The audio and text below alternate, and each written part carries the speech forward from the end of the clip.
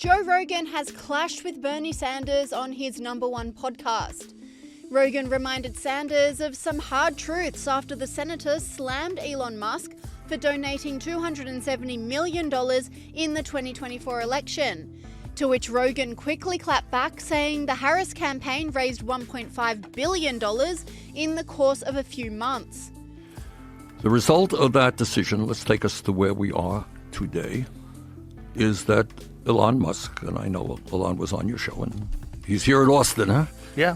Okay. And we could talk about Elon, but he spent $270 million to elect Trump as president. Okay. I think that's absurd that any one person... What's the most someone donated towards the Harris campaign? They spent a lot of money on Harris as well. They spent $1.5 billion just combined over the course of a couple of months. You got it. All right, let me talk about it. So Yeah, I'm not here let's just talk to say about it's that. a Republican. That's my point here. Right. Okay.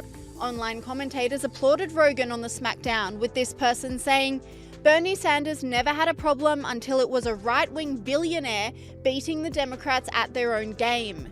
And this commentator agreed, saying, crazy hypocrisy here. Bernie only cares if money was spent on one side. Did he say anything when Soros was pumping money into the DNC? Did he say anything about the billions Kamala Harris blew through? Journalist Betcha Unga Sargon agrees, saying the Democrats has become the party of the elites. The Democrats are now the party of the wealthy. For every billionaire who backed President Trump in the election, Kamala Harris had 2.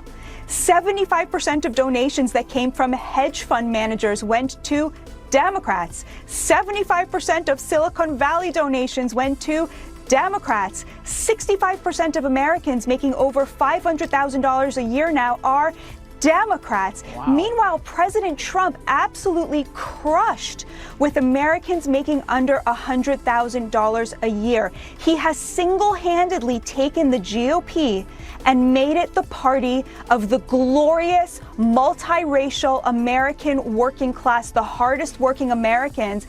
And Laura, if you want to understand why President Trump is doing anything, whether it's controlling the border, imposing tariffs, getting us out of wars that have nothing to do with us, look at the polling with hardworking Americans who make under $100,000 a year.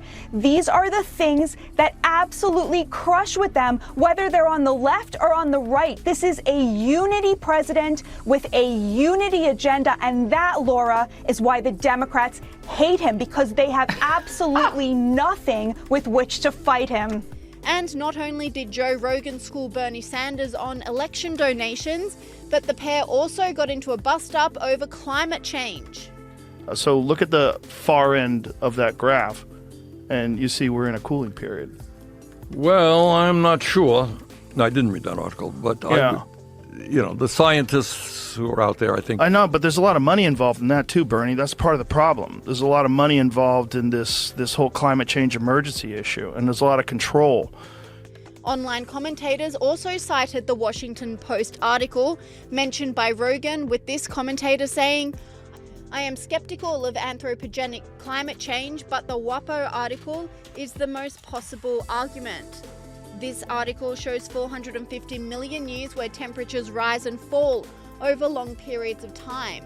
This does not mean a sudden spike would necessarily be good for civilization. The graph only tells us climate has varied widely, and it is still possible to look at it and say life on Earth has been able to adapt. Bernie Sanders has been a vocal climate change alarmist for years, even saying we will be underwater in a matter of years back in 2019. What the scientists are telling us, we don't get our act together within the next 8 or 9 years. We're talking about cities all over the world, major cities going underwater. We're talking about increased drought, talking about increased extreme weather disturbances. The United Nations is telling us that in the years to come, there are going to be hundreds of millions of climate refugees, causing national security issues all over the world.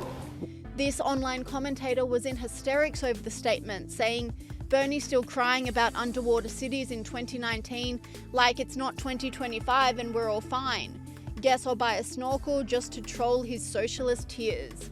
This commentator agreed, saying We've been saying this since the 80s and nothing has happened. How long will they keep trotting out this tired old sky is falling argument before everybody just walks away from them?